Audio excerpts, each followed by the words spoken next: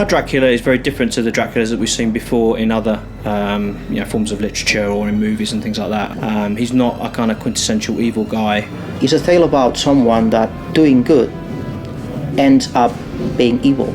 It's not black and white, it's very much shades of grey. We showed the journey of Gabriel in the first game, from light to darkness, and in this game we go from dark to very, very dark, and it's a much more crueler tale, a much darker tale.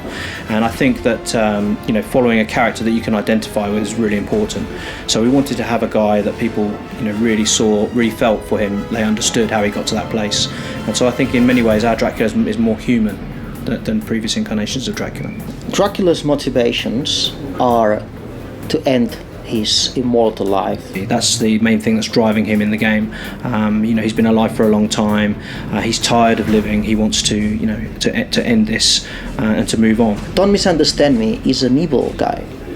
He embraced evil for real, and you're going to see that in the game. I think Dracula is quite a scheming character and a very intelligent, predatory animal, if you like, and he's looking to settle some scores. We specifically designed Dracula as a character that people could identify with. Our early designs of Dracula were much more kind of a very powerful character, but we wanted to give a top throwback to how he looked in the original game. So when making a game, you need to be careful about designing characters, especially main characters, especially Dracula. You have to think that it's the first time in Castlevania history that you play with Dracula. Also with Dracula having new weapons and new abilities, we wanted to give him a much kind of more athletic way of moving. His animations changed quite a lot. We wanted to make him look cool. His hair is longer. He's more refined, if you like, more sophisticated. In Castlevania, Dracula's been always a bad guy that appears for a few moments and goes woo, and that's it. We wanted to build a real character with emotions, with contradictions from day one. So pretty much Gabriel was our Dracula from day one. Did they tell you that blood would fight against blood for all eternity? We'd already done a lot of the work already with the motion capture actor, so there was kind of like a guide, if you like, to go to. And I think what Robert's brought to the role is he's made Dracula really dangerous, and you can sense the evil, you can sense the kind of predatory nature of the character that wasn't there before, and I think it really comes across. And that's something he was very certain that he wanted to do on the voiceover section, because we kind of wanted him to imitate what the other actor had done.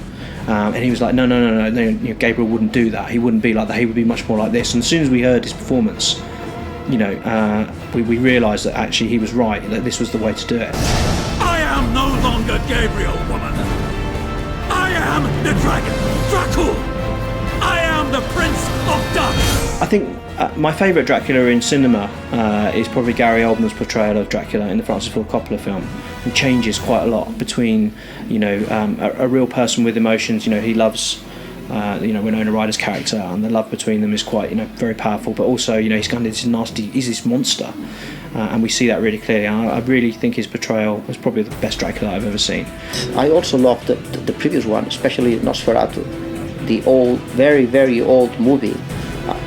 That was a bit naive for today's standards, but this is terrific, But my favourite vampire movie is Near Dark, which I think is one of the best vampire movies I've seen. They really show vampires in a kind of gritty, horrible, very uneasy way, which I've not seen since either. And I think there's an element of that in this as well, in Lords of Shadow 2.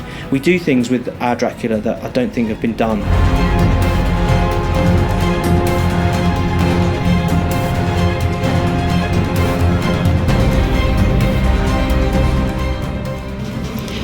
So I hope that's given you a deeper insight into our Dracula from Castlevania Lords of Shadow 2. If there's anything else you'd like to know, please send in your questions to the Twitter account address displayed on the screen, and I will answer them on behalf of Dave in a response video coming up soon.